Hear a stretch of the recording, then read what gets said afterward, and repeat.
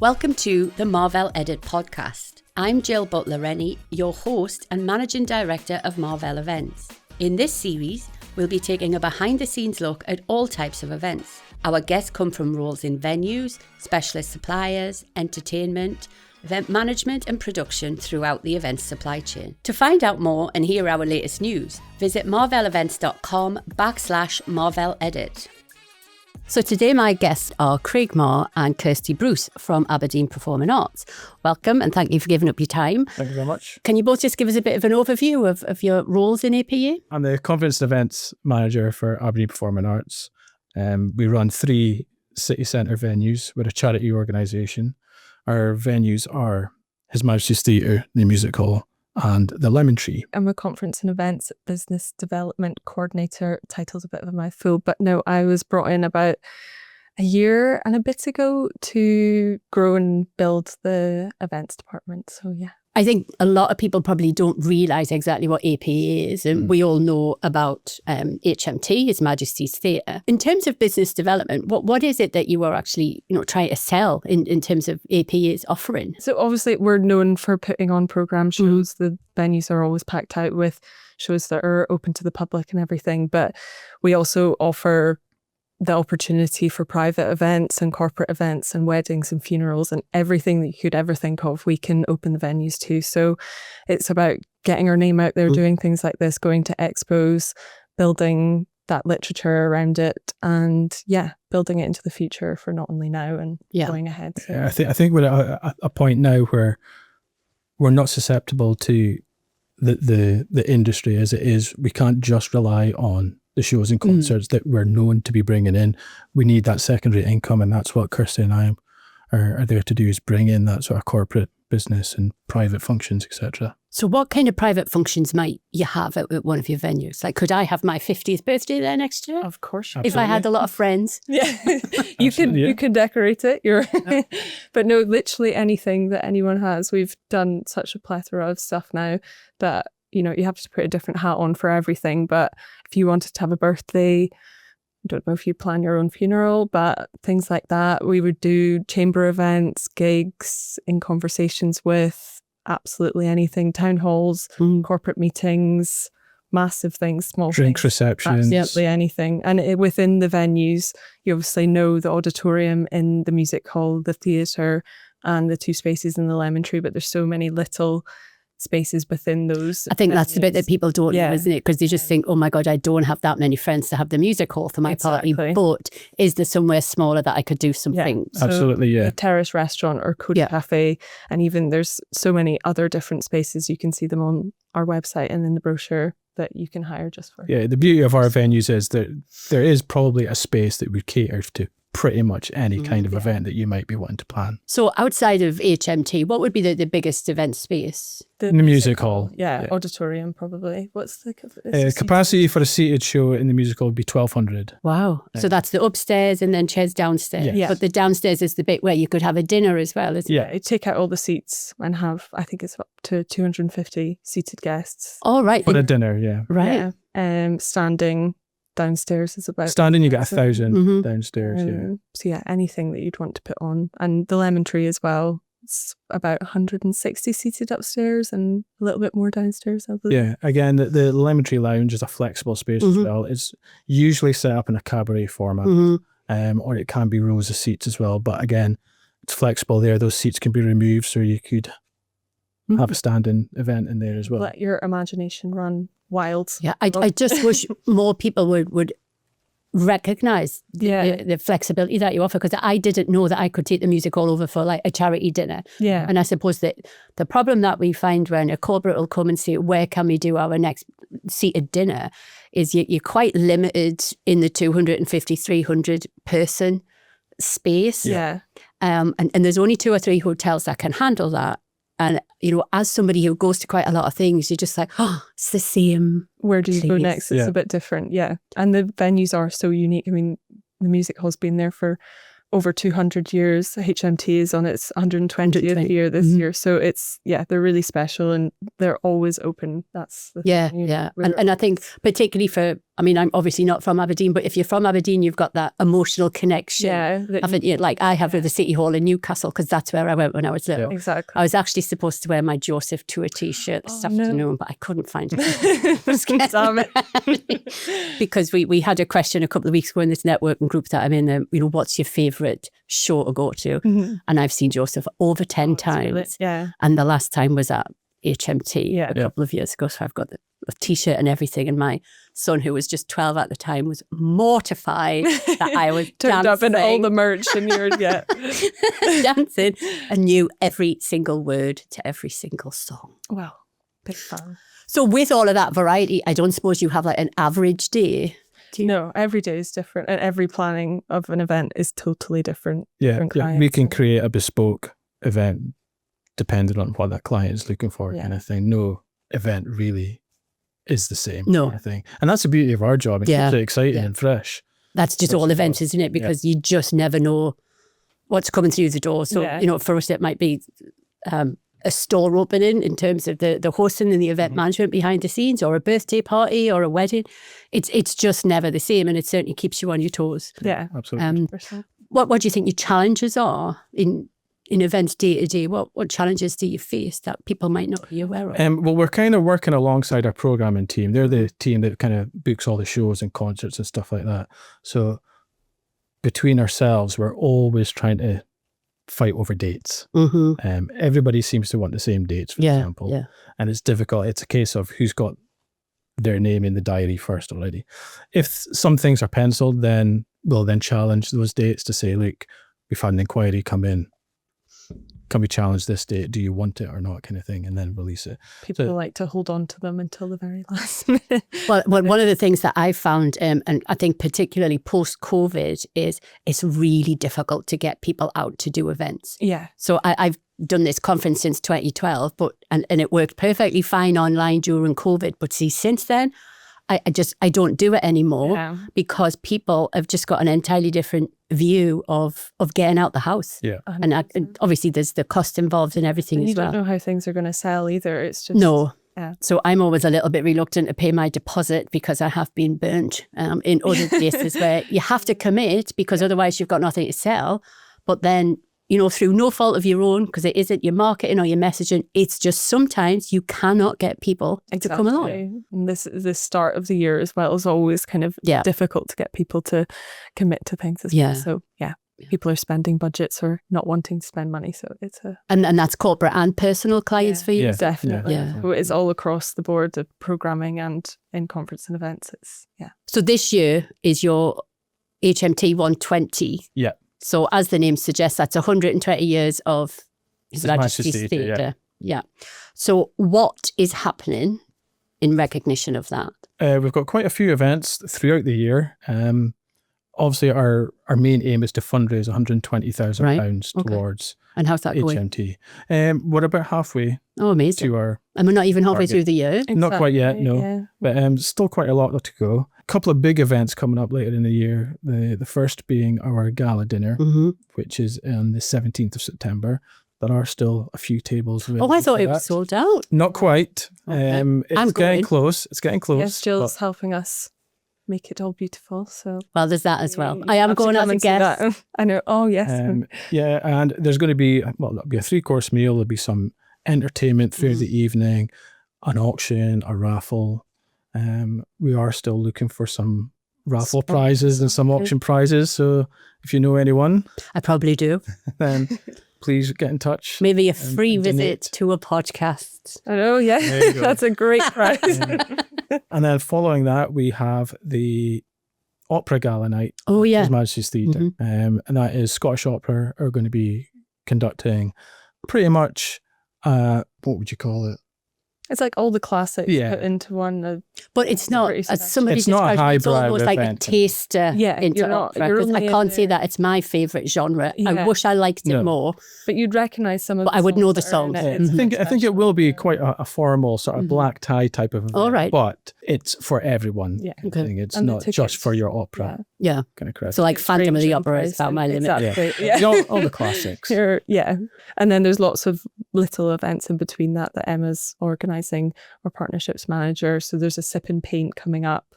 And I think there's another dance fitness. Oh, stage yeah, at on the HMP. stage. Stage, Yeah, yeah. yeah. So So that goes on sale this week. That And is it's cool. It's a raked stage, so I don't know how you dance around the stage without hurting yourself, but it'd be Oh, what, fun. there's things like a Oh, stage and the setup. stage is like this, so you'll get okay. some good It's a bit caps of slow. your and then we have a quiz night, and I'm going to that there'll as well. be Yeah. some more of that. So yeah, there's lots of little things going on, and as well as the big ones. But So even if you're not going to a show or a formal event, you can get involved with, again, something that's part of Aberdeen heritage, exactly, effectively. yeah. And as a charity, how much do you rely on sort of charitable support versus kind of your day-to-day general business? I mean, is there a possibility? Quite heavily, yeah. I mean, funding is dwindling year on year kind of thing. So public support is more important than ever, I think, right now. To keep us going. We can't solely rely on the tickets sales that we get. So if I or anybody else wanted to have an event at any of these venues, do you just take control of everything? Do I just kind of give you my scope and then you just deal with it? Or how? Pretty much, yeah. You would come to us with a vision kind of thing, and then we would guide you in a direction to what's possible, what we can do, and what we have available. I mean, we've got a great lighting and sound crew kind of thing. All the staffing would come with that as well. Yeah. Front of house and hospitality teams would manage that side of it. So, And you're getting professional level production, of course, because that's what those teams do. Yeah. And well, I mean, is it competitive price wise? If I was to say go to a venue, like a hotel with event space, how? Yeah, I would say so compared to in the range of Aberdeen pricing. Yeah. It's definitely competitive. What's been one of the most unusual things that anybody's asked you to do in terms of organising their event? Yeah, I would probably say that funeral was one of the... It's a really hard thing to manage and work as well. It's, and having to have the staff in there. Because you're working to such a small time frame to organise something like that. I mean, the one that we did just last year was the first one that we've done. So it was a new experience for us as well, and just knowing how to conduct yourself kind of thing. That's the biggest thing, isn't it? Yeah. So where did they have it? That was in the music hall. In the main space? In the main space, yeah. So they must have had a lot of friends. Yeah, there was about 500, I think. Ones, yeah. Wow. There for that one, yeah. So a popular gentleman. So yeah, that's probably one of your most unusual requests. What's been the favourite thing that you've done? We had a candlelight dinner. Yeah. It was quite a stressful one leading up to it kind of thing, but when everything came together on the night, the venue looked fantastic. I think you were involved in that one as well, no? More like the music by candlelight? Yes. No. Mine is definitely the Trad Awards. I loved the Trad Awards. It was such good fun. Or as in traditional? Yeah, it's like the traditional Scottish music awards, and that only comes around maybe every 4 to 5 years. I think it was about 10 years since we've hosted it last time. It travels around the country. Okay. But they go to like places that are outside of the Central Belt, so it's really special as well. And yeah, I think we had more than 25 tables in for that. I think it was about 35. So it was like sardines, but it's such an amazing vibe about the venue and things.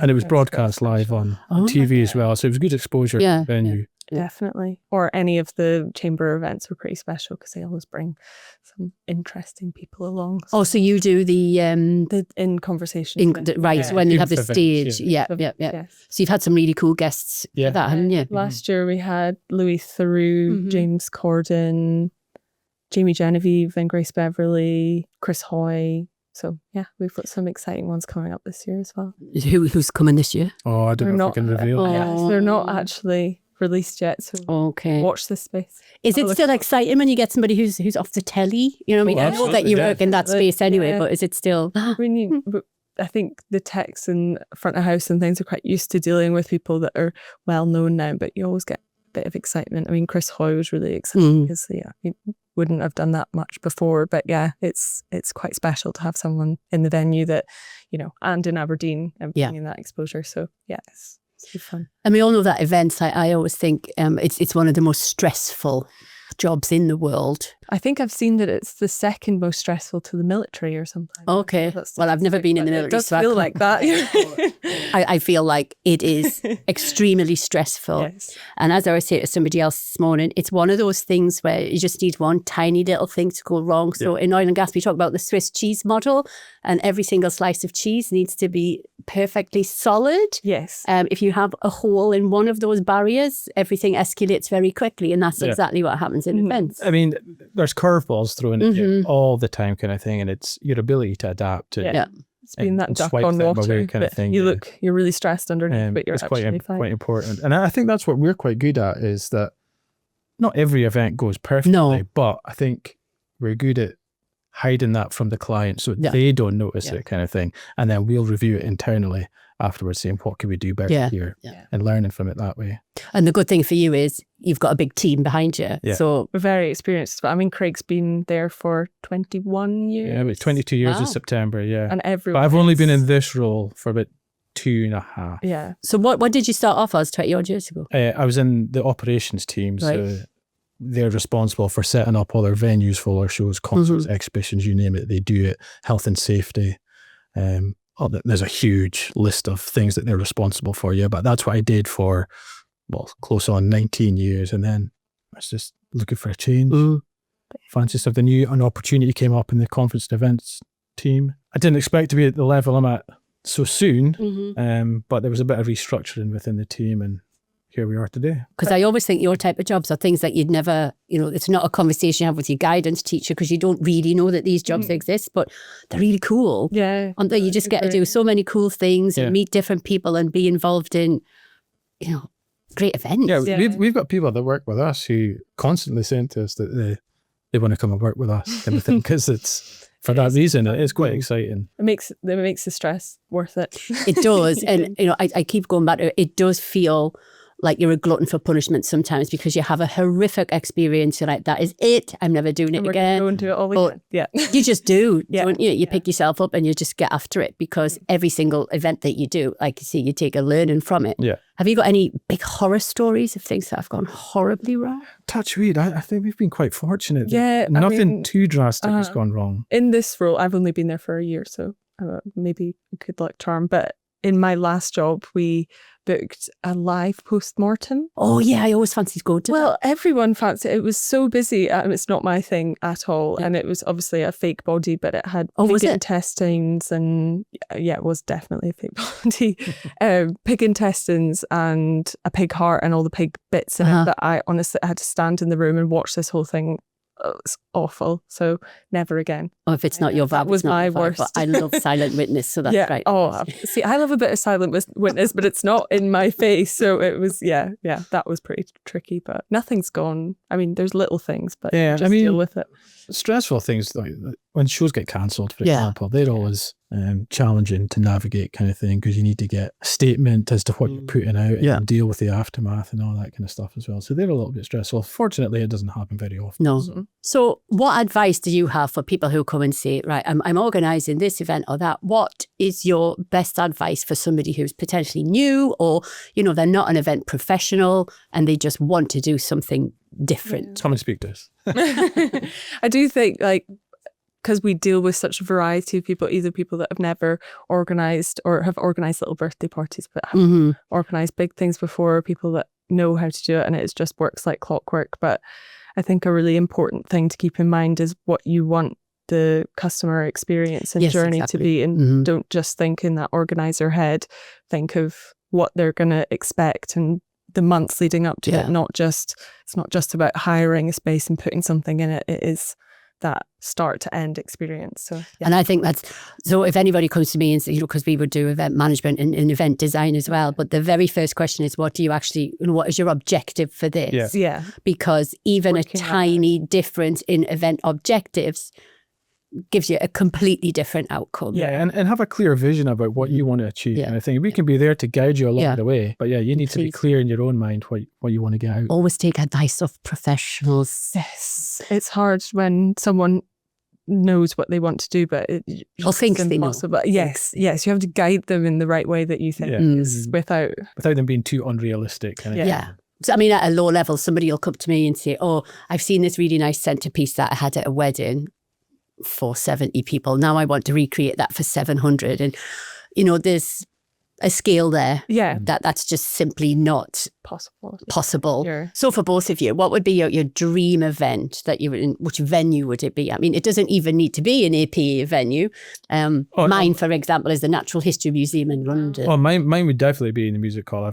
I started there when I started 20 odd years ago, kind of thing. So I've kind of grown. It's your baby. That's my venue. I mean, if we're talking like out the box here, dream concert, then it would be Oasis.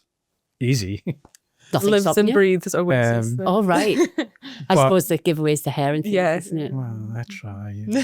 I mean, I thought it was Liam walking in. I can't. I'll take it. Other than that, I mean, I'd love a tattoo convention, right, in a music hall. We have had an inquiry. We did have an inquiry for that a year or so ago, but nothing really came of it. But that would be something cool, I think. So do you do business development outside of Aberdeen? So I mean, you must, because you've got the Trad Music Awards. Yeah, into Central Belt, into England. Anyone can come from anywhere. That's the one thing I would say. A lot of people book from places and haven't seen the venues before. It's so important to come and look at the venue before. And I mean, I'll go round on a Teams call and show you. But yeah, but it's not the same for the feel of it, is it? Exactly. Yeah. So yeah. And what about you, Kirsty? What's your dream? Oh, many, many dreams. But I think I'd love to do like a big awards night, that kind of thing. I mean, we've done like company ones before, but I think just the glamour of it all is really, I love that. Or like In Conversation with David Attenborough or something like that. So would you be behind the sines, or do you want to be interviewing Sir David or presenting an award? I mean, this is my first experience of this, so we'll see how well this does, but you never know. But no, behind the scenes, that's what I think a lot of events people, we put all the work into it. Kind of. I know. We're quite happy being behind the scenes. Yeah, it is like such a different vibe to being a performer, isn't it? Like we were talking over at lunchtime that I would say that I used to play a lot of musical instruments when I was younger, and I'd have no problem standing on stage and playing an instrument because I can physically hide behind it. And then the older I got and the more risk averse I was, the more I preferred to do like makeup and backstage things. And it's just an event person's thing, isn't it? You hide away in your... Yeah. And I'm always mortified. Like last year, we did the design for this big charity ball at Tekka, and the guy made us go on the stage to get a bunch of flowers. Your legs go jelly. Yeah. But I did style it out. I was very brave because at the end of the day, you do have to put yourself out there a little bit, don't you? Yeah. So what have you got coming up that anybody can come along and see or get involved with, aside from your... Yeah, all of the HMT 120 stuff, everyone's welcome to, and have a look on the website. Yeah. It's all up there. Our brochure for summer just came out. So is that Mrs. Doubtfire? Yeah. It is. So lots of exciting things. I think you're covering his face. Cool. Be done. There we go. But no, lots of exciting things in there. We've got the Kayleys at Christmas, so they've just been released as well. So. Is that in the music hall as well? So is that a kind of bring a party to a party type of thing? No. It's just a series of Kayleys. We've got 3 over the course of the next year. Oh, all right. But yeah, you can bring a party. It'll be a different band plays at each one. Is it a dinner as well? No, it's not a dinner. No, it's just dancing. Very casual, just dancing. Yeah. So you just buy your tickets? £20 per ticket. And that's new for you then, is it? We did it last year, but they used to do Kayleys years ago. We ran 3 last year for the first time in must be a good 10 years since we haven't before. And people had been asking about when the Kayleys were coming back for ages. And we just felt it was a good time to try and reintroduce them, and they were really popular. So, but yeah, the programming schedule this year and into next is really, really busy. So definitely keep an eye out on the website or in the brochures, and there's lots of exciting stuff coming up. Is it difficult to get people to come like kind of this far north? I mean, we don't feel like it's this far north, but if I'm sitting in London, it's the other end of the world. Yeah. Does that affect who you get? I think certainly for shows and concerts, I think, particularly bands, I think. Yeah. There seems to be a reluctance in coming this far north. I find that the music hall is one of those venues where it's a fantastic venue. It's big enough to generate an atmosphere, but small enough to make it intimate at the same time. Yeah. The types of bands that normally play there are bands that are on the way up.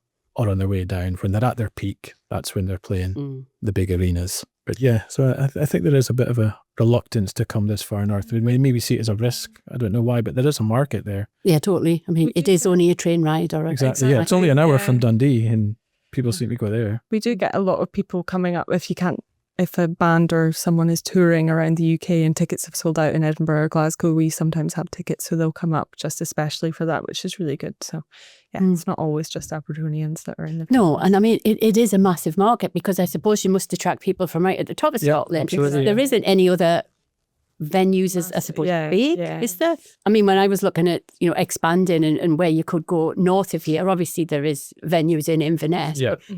They are limited with size. No, for venues of our size, you're looking at Aberdeen for sure. So if I was debating or I wasn't, that familiar with your venues, can I just sort of talk to you and you can show me around what my options Absolutely, are? yeah. We're always, just get in touch with us at our website or on our email. We're more than happy to invite you in to see any one of our spaces or venues. It gives you a better feel for the venue as well, rather than seeing it in a photo. Because I think going to a concert is entirely different from viewing it as, that I could have my party totally, here. Yeah. And but a lot of people be used to seeing it in that environment rather than as a corporate place or as a birthday or whatever. Yeah. So just something I'm passionate about is people just, pushing the envelope a little bit and trying something different.